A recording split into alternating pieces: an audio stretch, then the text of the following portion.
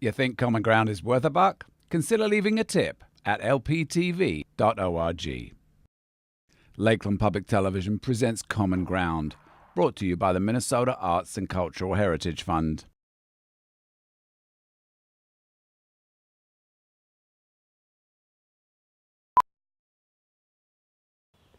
I mean, you come from a place that's fairly isolated, and so you've been able to hold on to a lot of your traditions without a lot of difficulty. And so you probably are about as clear as a person can be vis-a-vis the dominant culture. But how much anger do you carry in you towards European culture? Well, I think it's it has been difficult holding on to it, because the things that I do, the traditional things that I do, with every culture there's a fashion, and people they go with the latest fashion, but for those things that I hold sacred, I don't talk about them much, and I won't talk about them much. But those sacred things that I give my time to, that's a responsibility. I take responsibility to make time for those things, and sometimes making time for those things is that means missing out on other opportunities that could help me move forward in society and get closer to the American dream. But you don't feel any anger towards what was taken from you as a people.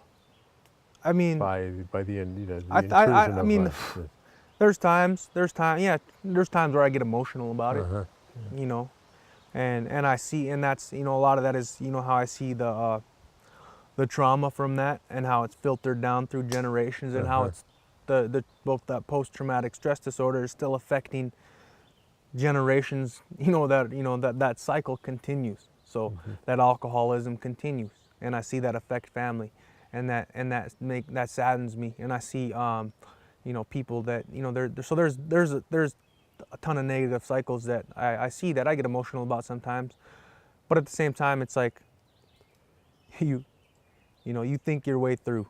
We think our way through, and it's like if you're spending all your time emotionally reacting to something, you're not using your energy right, and it takes a lot of energy. These positive things that I try to do take a lot of energy. I have to spend a lot of energy, and it's exhausting, but it's necessary, and at the end of the day I feel good about it. So if I'm sitting around beating myself up or getting mad about it, it's like that's mining my energy. That's mining my energy. And how bad can you make yourself feel? How sad can you make yourself feel? How bad can that affect the people around you? That's a lot of energy, So it's like if you spend that energy that way, really you're wasting energy.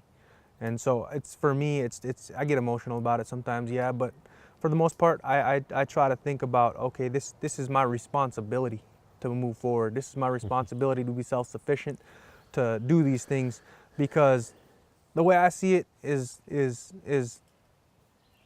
this system that we live in, society, is run by the government. It's run by Western civilization, and I can't trust that, So people are putting all their energy and all their time and all their commitment to learning how to succeed in that society. So they're putting all their energy into that system. And so in one hand, we got the corporations and the casinos and the tribes that are moving in that direction of succeeding as human beings in society. But on the other side, the compromise to get to that, on that chase, on that money-hungry chase, is we're losing this, we're giving this up. So when I look at it, at the end of the day, I think, I try to think like my elders do and think 7 generations ahead. So I think, what am I going to pass on to my children? We're not going to pass on economic systems. We're not going to pass on political systems. We're not going to pass on anything that we can learn in this society that is going to ensure their survival. So for me, in my reality as a tribal person living in a tribal way of life and keeping a foot in that modern world, it's like I need to be real with myself.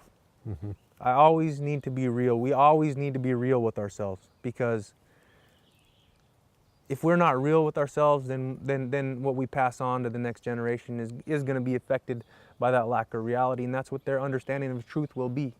And if they're living that lie, then we've lost our culture, we've lost our ceremonies, we've lost our everything, that we've lost our identity, you know. And so that's what I identify with, and that's what I see as necessary to carry on.